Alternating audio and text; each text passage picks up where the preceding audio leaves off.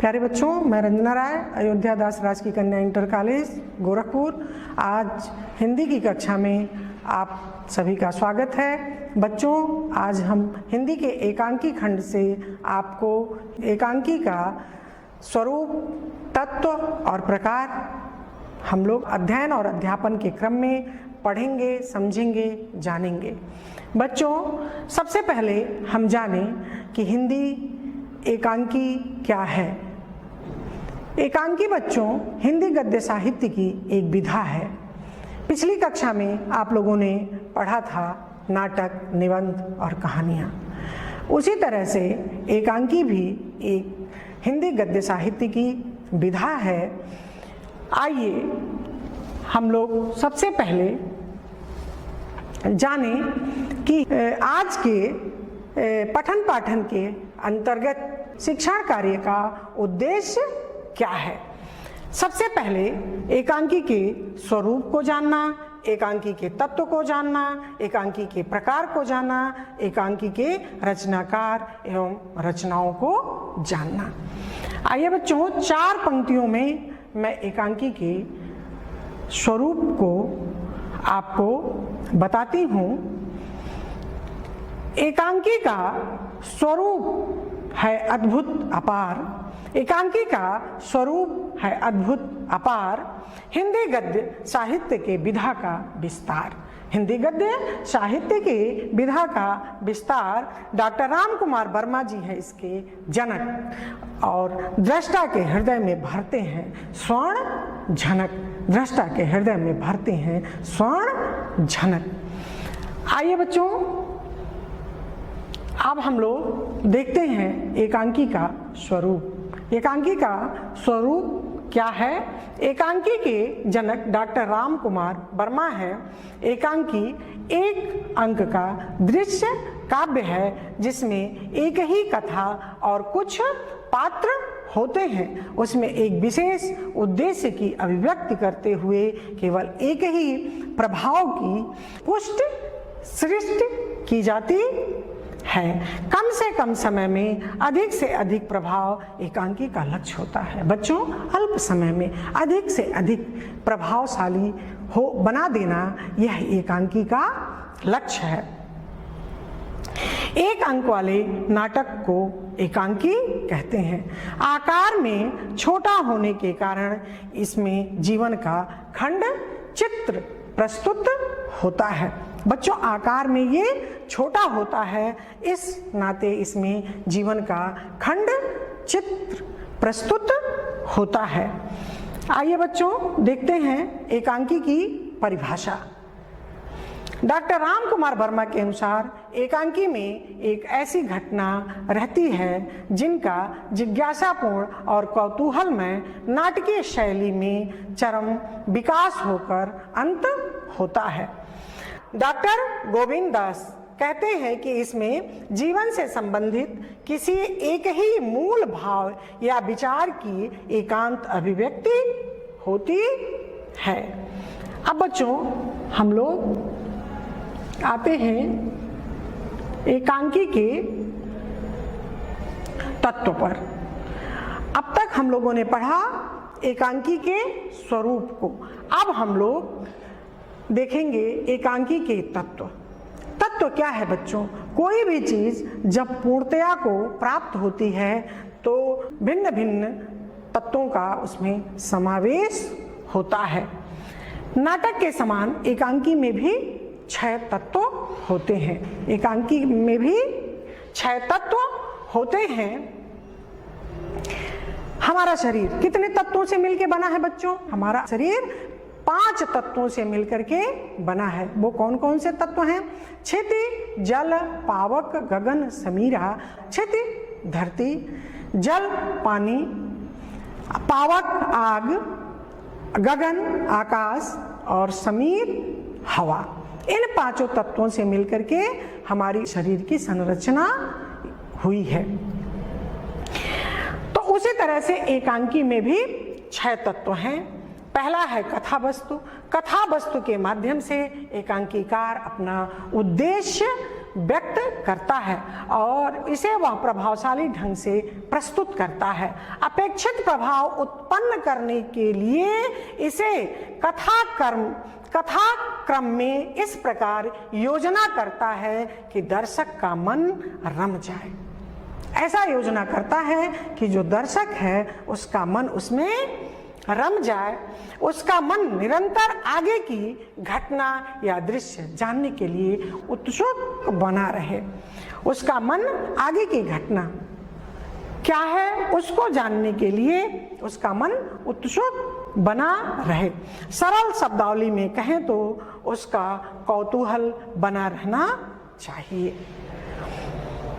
कथा वस्तु को 3 भागों में विभाजित किया जा सकता है। कथा वस्तु को बच्चों कितने भागों में विभाजित किया जा सकता है? 3 भागों में। पहला आरंभ है, दूसरा विकास है और तीसरा चरमोत्कर्ष है। पहला क्या है बच्चों? कोई भी जब एकांकीकार या रचनाकार या कोई कवि, कोई लेखक शुरू में जब कोई चीज की शुरुआत करता है तो पहले उसका आरंभ होता है, धीरे धीरे वह विकास की ओर पहुंचता है और अंत में जाकर के वो चरमोत्कर्ष पर पहुंच जाता है। ये हो गया बच्चों कथा वस्तु। अब दूसरा हम लोग देखेंगे एकांकी का तत्व, पात्र का चरित्र चित्रण। दूसरा तत्व कौन सा है बच्चों? पात्र का चरित्र चित्रण। नाटकों में नायक और उसके सहायकों का चरित्र चित्रण मूलतः घटनाओं के माध्यम से किया जाता है। नाटकों में जो नायक और उसके सहायक होते हैं बच्चों, उनका चरित्र चित्रण मूलतः घटनाओं के माध्यम से किया जाता है, किंतु एकांकी के पात्रों का चरित्र चित्रण परिस्थितियों, भीतर बाहर के संघर्षों के सहारे सांकेतिक रहते हैं। एकांकी के चरित्र चित्रण में स्वाभाविकता, यथार्थता, मनोवैज्ञानिकता का ध्यान रखना आवश्यक होता है। 3 चीजों का ध्यान रखा जाता है बच्चों एकांकी के चरित्र चित्रण में। क्या क्या होना चाहिए बच्चों? स्वाभाविकता, यथार्थता और मनोवैज्ञानिकता का ध्यान रखना आवश्यक है। प्रत्येक पात्र के क्रियाकलाप में कार्य कारण का भाव अवश्य सांकेतिक होना चाहिए। ये हो गया बच्चों दूसरा तत्व। अब तीसरा तत्व हम लोग देखेंगे भाषा शैली। एकांकी का तीसरा तत्व भाषा शैली है। साहित्य की विभिन्न विधाओं की भाषा शैली अलग अलग होती है। किसी भी विषय वस्तु पर कहानी, एकांकी, काव्य और नाटक लिखा जा सकता है। किसी भी विषय वस्तु पर क्या क्या लिखा जा सकता है? कहानी लिखी जा सकती, एकांकी काव्य लिखा जा सकता और नाटक लिखा जा सकता। विषय वस्तु के प्रति लेखक का जैसा दृष्टिकोण होगा उसकी अभिव्यक्ति के लिए वह वैसा ही माध्यम चुनेगा। माध्यम के भिन्न हो जाने से भाषा शैली भिन्न हो जाती है। बच्चों ध्यान देने योग्य बात है कि भाषा का प्रयोग पात्र की शिक्षा, संस्कृति, वातावरण और परिस्थितियों के अनुरूप होना चाहिए। अब चौथा क्या है बच्चों एकांकी का तत्व? देश काल वातावरण। देश काल वातावरण। एकांकी घटना वास्तविक जीवन में जितनी देर में घटित हुई है उतने ही देर में उसका अभिनय हो सके। जितनी देर में वास्तविक घटना बच्चों घटित हुई है उतने ही देर में उसका अभिनय हो सके। यदि 2 घटनाओं में वर्षों का अंतर हो तो उन्हें एकांकी का विषय नहीं बनाया जाना चाहिए। अगर वर्षों का अंतर है 2 घटनाओं के बीच में तो एकांकी का विषय उसे नहीं बनाया जाना चाहिए। अब देखिए बच्चों 5वां एकांकी का तत्व है रंगमंचीयता। 5वां तत्व कौन सा है बच्चों? रंगमंचीयता। एकांकी के सफल अभिनय के लिए उपयुक्त रंगमंच, साज सज्जा के साथ साथ कुशल अभिनेता का होना अनिवार्य है। क्योंकि एकांकी का मूल उद्देश्य की अभिव्यक्ति का प्रमुख दायित्व उन्हीं पर होता है। उसे प्रभावशाली बनाने के लिए प्रकाश का भी यथा अवसर प्रयोग किया जाता है। अब छठा तत्व जो है एकांकी का क्या है? उद्देश्य।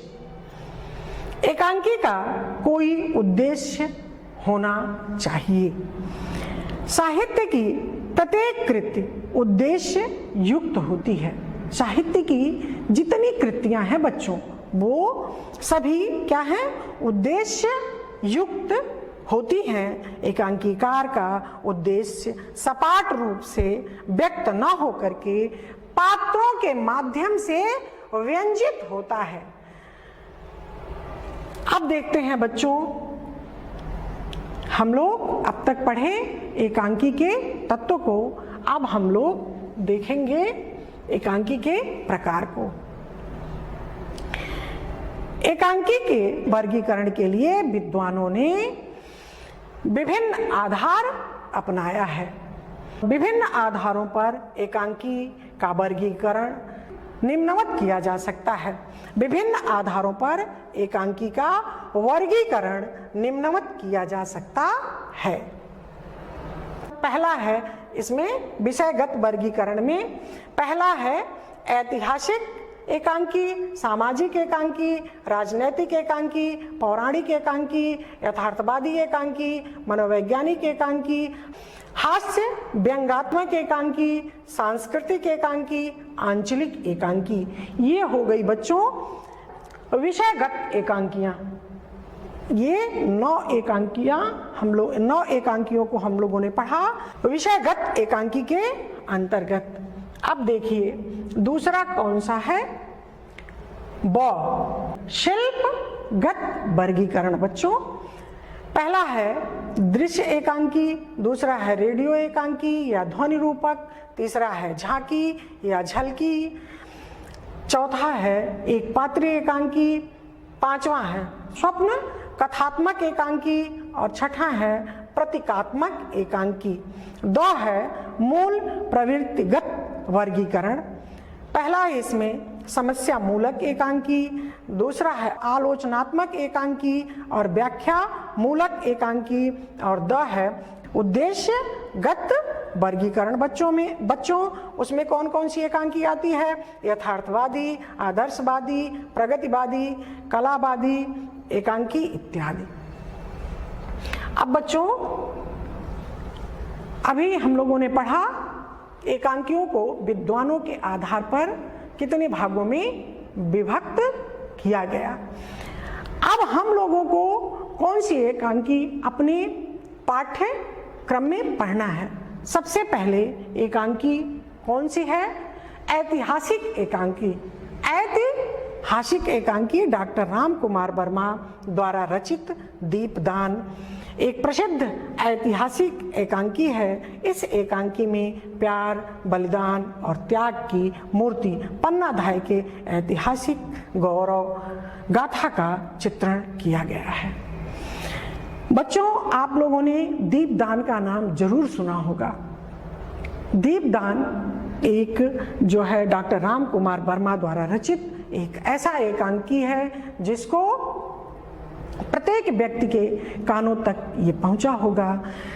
त्याग की मूर्ति पन्नाधाय, जिनका सर्वस्व जो है वो राष्ट्र के प्रति अपना न्यौछावर करने के लिए तत्पर रहती थी। बच्चों ये पन्नाधाय के त्याग का प्रतीक है। राष्ट्र उनके लिए सर्वोपरि है। राष्ट्र के आगे वो अपना सर्वस्व न्यौछावर करने को तैयार हैं। बच्चों राष्ट्र हमारे लिए सब कुछ है, उसके बाद ही जीवन का कुछ बचता है। अगर राष्ट्र संकट में है तो हमारे लिए सब कुछ क्या है? बेकार है। पन्नाधाय का वह चरित्र था जो पंक्तियां आप लोगों ने पढ़ी है कि तन समर्पित मन समर्पित और यह जीवन समर्पित, चाहता हूँ देश की धरती तुझे कुछ और भी दूं, चाहता हूँ देश की धरती तुझे कुछ और भी दूं। वर्मा जी की प्रमुख एकांकी संग्रह निम्नलिखित है। इसमें पृथ्वीराज की आंखें, चारुमित्रा, सप्तकिरण, कौमुदी महोत्सव, मयूर पंख, दीपदान, रजत रश्मि, रिमझिम, विभूति, इंद्रधनुष इत्यादि एकांकियां ये डॉक्टर राम कुमार वर्मा जी की रचित एकांकियां हैं। दूसरा सामाजिक एकांकी, उपेंद्रनाथ अश्क द्वारा रचित लक्ष्मी का स्वागत। उपेंद्रनाथ अश्क द्वारा रचित बच्चों ये एकांकी है लक्ष्मी का स्वागत। लक्ष्मी का स्वागत एक सामाजिक समस्या प्रधान एकांकी है। इस एकांकी में अश्क जी ने निम्न मध्यम वर्ग के जीवन एवं उनकी समस्याओं का यथार्थ चित्रण किया है। संयुक्त परिवार के पारस्परिक मतभेदों, दहेज, लोलुपता की भावना, युवा पीढ़ी और पुरानी पीढ़ी के वैचारिक अंतर का हृदयग्राही चित्रण इस एकांकी में देखने को मिलता है। बच्चों, आप जानते हैं कि संयुक्त परिवार किसे कहते हैं? संयुक्त परिवार जिसमें दादा दादी, माता पिताजी, भाई बहन, चाची चाचा सब एक साथ रहते हैं, खाते हैं, पीते हैं और अपने विचारों को मिलाने की, वैचारिक तालमेल बिठाने की कोशिश करते हैं। फिर भी एक साथ रहने के नाते कहीं कहीं विचारों में अंतर आ ही जाता है। क्यों? युवा पीढ़ी कुछ और चाहती है और पुरानी पीढ़ी कुछ और चाहती है। इसका बड़ा ही यथार्थ चित्रण अश्क जी ने अपने इस एकांकी में किया है। अश्क जी की प्रमुख रचनाएं हैं देवताओं की छाया में, चरवाहे, मुखड़ा बदल गया, तूफान से पहले। आइए बच्चों, अब देखते हैं तीसरी एकांकी। कौन सी है? राजनैतिक एकांकी। डॉक्टर विष्णु प्रभाकर द्वारा रचित सीमा रेखा एकांकी प्रशासन और नेताओं के साथ जनता के संबंध एवं इनके मध्य व्याप्त समस्याओं का चित्रण किया गया है। बच्चों, इस एकांकी में, राजनीतिक एकांकी में, प्रशासन और नेताओं के साथ जनता के संबंध के मध्य जो व्याप्त क्या है समस्याएं, उनका चित्रण इन्होंने इन एकांकियों में किया है। प्रभाकर जी की सुप्रसिद्ध रचना ढलती रात, स्वप्नमयी, संघर्ष के बाद और नौ प्रभात, अशोक इत्यादि एकांकियां इनकी हैं। अब बच्चों हम देखते हैं पौराणिक एकांकी। बच्चों, चौथी एकांकी कौन सी है? पौराणिक एकांकी। इसमें पौराणिक एकांकी में धर्म के विकास पर ध्यान दिया गया है तथा उसकी पुनः स्थापना के लिए प्रयत्न दिखाई देता है। इन एकांकियों का मुख्य लक्ष्य धर्म का प्रचार करना है। धर्म क्या है बच्चों? धर्म जो है वो ध्री धातु से बना है। धर्म क्या है? ध्री धातु से। जो धारण करने योग्य है वही धर्म है और जो धारण करने योग्य नहीं है वो अधर्म है। बच्चों, धर्म पुराणों में क्या लिखा है? पुराणों में लिखा है कि भाई का भाई के प्रति क्या कर्तव्य है, पिता का पुत्र के प्रति क्या कर्तव्य है, पुत्र का पिता के प्रति क्या कर्तव्य है, नागरिक का राष्ट्र के प्रति क्या कर्तव्य है। इन्हीं आदर्शों को इन पुराणों में अभिव्यक्त किया गया है। पुराण में धर्म में वो किसी भी भाषा का अनुयायी हो, किसी भी धर्म का अनुयायी हो, सभी धर्म हमको यही सिखाते हैं कि हमारे अंदर मनुष्य में मनुष्यता का उदय, अगर हम धर्म को धारण करते हैं बच्चों, तो मनुष्य में मनुष्यता का उदय और धरती पर स्वर्ग का अवतरण निश्चित ही होगा। धर्म का अनुयायी होना चाहिए। इंसान में इंसानियत का होना बहुत जरूरी है। इंसानियत क्या है? किसी की मदद कर देना, किसी के प्रति प्रेम रखना, किसी दूसरे की प्रति सहृदयता रखना, सौहार्दतापूर्ण व्यवहार करना, यही धर्म है। धर्म कुछ और नहीं है बच्चों। और कभी कभी देश काल परिस्थितियां ऐसी आईं कि धर्म जो है वो आच्छादित हुआ भिन्न भिन्न विचारों से।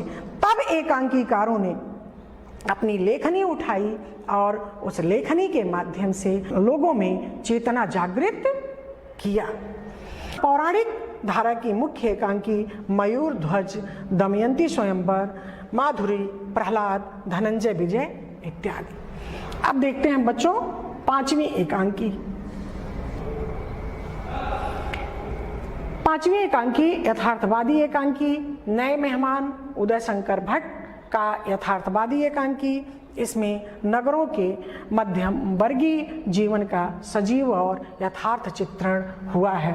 बड़े बड़े नगरों में आवास की समस्या बहुत अधिक बढ़ गई है, यहाँ तक कि जीवन में सामान्य सुविधाएं भी आसानी से उपलब्ध नहीं हो पाती। मेहमानों के आ जाने पर यह समस्याएं इतनी अधिक बढ़ जाती हैं कि इस तथ्य का बड़ा ही विनोदपूर्ण चित्रण प्रस्तुत एकांकी में हुआ है। आवास की समस्याएं, नए मेहमान जब आ जाते हैं तो आवास की समस्याएं और दैनिक जीवन की चीजें हैं वो इतनी मुश्किल से मिलती हैं कि आवास की समस्याएं बहुत अधिक बढ़ जाती हैं, यहाँ तक कि जीवन की जो सामान्य सुविधा की चीज़ें हैं वह उपलब्ध नहीं हो पाती हैं। तो मेहमानों के आ जाने पर इतना अधिक बढ़ जाती हैं कि उसका बड़ा ही विनोदपूर्ण चित्रण इस एकांकी में हुआ है। उदय शंकर भट्ट द्वारा रचित लोकप्रिय एकांकी है समस्या का अंत, पर्दे के पीछे, अभिनव एकांकी अंत्योदय। ये एकांकी इनकी मुख्य एकांकी है। अब छठी एकांकी है मनोवैज्ञानिक एकांकी। मनोविज्ञान के आधार पर रचित एकांकी मनोवैज्ञानिक एकांकी है, जैसे मकड़ी का जाला, जगदीश चंद्र माथुर द्वारा रचित। और सातवीं सांस्कृतिक एकांकी जो है सांस्कृतिक समस्या पर आधारित एकांकी होते हैं, जैसे प्रतिशोध डॉक्टर रामकुमार वर्मा द्वारा। और आठवां है आंचलिक एकांकी, किसी अंचल विशेष की घटना पर आधारित वहाँ की लोक भाषा, रीति व्यवहार, रहन सहन इत्यादि का चित्रण आंचलिक एकांकियों में किया जाता है। किसी विशेष अंचल को ले लिया जाता है और वहाँ का क्या रहन सहन है, क्या वहाँ का रीति रिवाज है और कैसे वहाँ की भौगोलिक क्या स्थिति है, इन सारी चीज़ों का चित्रण इन आंचलिक एकांकियों में किया जाता है। अब बच्चों देखिए वैज्ञानिक एकांकी। वैज्ञानिक विचारों, प्रयासों, धारणाओं और सत्यों को आधार बना करके वैज्ञानिक एकांकी लिखे जाते हैं, जैसे उत्सर्ग चंद्रलोक का प्रथम यात्री, ये डॉक्टर रामकुमार वर्मा द्वारा रचित है बच्चों। मंगल मानव और मशीन विनोद रस्तोगी द्वारा रचित, ये हमारी वैज्ञानिक एकांकियां हैं जो सत्य पर आधारित एकांकी है। इसमें सत्य का होना, कोई चीज काल्पनिक नहीं है। वैज्ञानिक एकांकी जो है वो सत्य को आधार बना करके लिखा जाता है। इसमें बच्चों तर्क की कसौटी पर कसने वाली ये एकांकियां हैं। अब बच्चों हम आते हैं अभ्यास कार्य की ओर। अभ्यास प्रश्न जो हैं, कोई भी चीज बच्चों पढ़ो, लिखो, समझो तो उसका अभ्यास कार्य होना बहुत जरूरी है। प्रश्न अभ्यास होना बहुत जरूरी है बच्चों। भाषा कितनी भी कठिन हो उसको बार बार लिखिए और बार बार पढ़िए तो आपके मन मस्तिष्क पर अपना अमिट छाप छोड़ देती है और हृदय ग्राही बन जाती है। पहला प्रश्न है हिंदी एकांकी का जनक किसे कहते हैं। दूसरा है किसी एक एकांकीकार का नाम लिखिए। और तीसरा है एकांकी के प्रकार लिखिए। और चौथा है एकांकी के कौन कौन से तत्व हैं। बच्चों ये आपके प्रश्न अभ्यास हैं, इनको आप जरूर करिएगा। इन प्रश्नों को करने से आपके लिए एकांकी के स्वरूप को समझना, एकांकी के तत्व को समझना और एकांकी के प्रकार को समझना, ये सारी चीजें आपके लिए बहुत ही क्या हो जाएंगी, हृदय ग्राही हो जाएंगी। अब बच्चों हम आते हैं अंतिम पड़ाव की ओर संप्राप्ति। संप्राप्ति, इसमें हमने क्या प्राप्त किया, जो हमने आज का शिक्षण कार्य पठन पाठन के माध्यम से हमने क्या प्राप्त किया बच्चों। आइए हम अपनी भावनाओं की अभिव्यक्ति करते हैं। हम सब जाने एकांकी के स्वरूप, तत्व और प्रकार। बच्चों, हम सब जाने एकांकी के स्वरूप, तत्व और प्रकार। कृत संकल्पित हो जीवन में विषय वस्तु का करें विचार। विषय वस्तु का करें विचार। दूर भगाएं लोभ लिलिप्सा। दूर भगाएं लोभ लिलिप्सा। राष्ट्रभक्ति से जीवन हो जाए साकार। राष्ट्रभक्ति से जीवन हो जाए साकार। बच्चों, ये हमारी संप्राप्ति है। संप्राप्ति का होना बहुत जरूरी है। कोई भी चीज पढ़ लेना, लिख लेना, सुन लेना, देख लेना, सबसे जरूरी है संप्राप्ति। हमने उसमें से क्या निचोड़ा और क्या पाया। जैसे दूध है बच्चों, तो दूध से फिर दही, और दही से नवनीत, और नवनीत को फिर हम लोग उससे क्या बनाते हैं, घी। तो संप्राप्ति क्या है? संपूर्ण पाठ्य योजना शिक्षण कार्य का नवनीत है, घी है। हमने उसमें से क्या आत्मसात किया, और आत्मसात करने से ही केवल हमारा मतलब नहीं है बच्चों, हम समाज में जाकर के जब तक उन पढ़े लिखे चीज़ों को जो हमने पढ़ा लिखा जनमानस में उसको क्रियान्वयन न करें, जीवन के जिस भी क्षेत्र में पदार्पण करें उसको निरूपित करें, ये हमारा सही संप्राप्ति है कि हमने इसको यहाँ पाया। और जीवन के कर्म क्षेत्र में जाकर के जिन जगहों पर जाएं, उनको उन जगहों पर उस भाव का निरूपण करके राष्ट्र के लिए एक सुंदर गौरव, जिससे राष्ट्र हमारा उत्तर समुन्नति की ओर बढ़े और हम गौरवशाली हों, अपने समाज को, अपने राष्ट्र को, अपने परिवार को, सबको गौरवशाली बनाएं। बच्चों, हमें आशा ही नहीं वरन पूर्ण विश्वास है कि आप जो कुछ भी इस पाठ्य योजना में पढ़े, सुने, समझे होंगे। धन्यवाद बच्चों।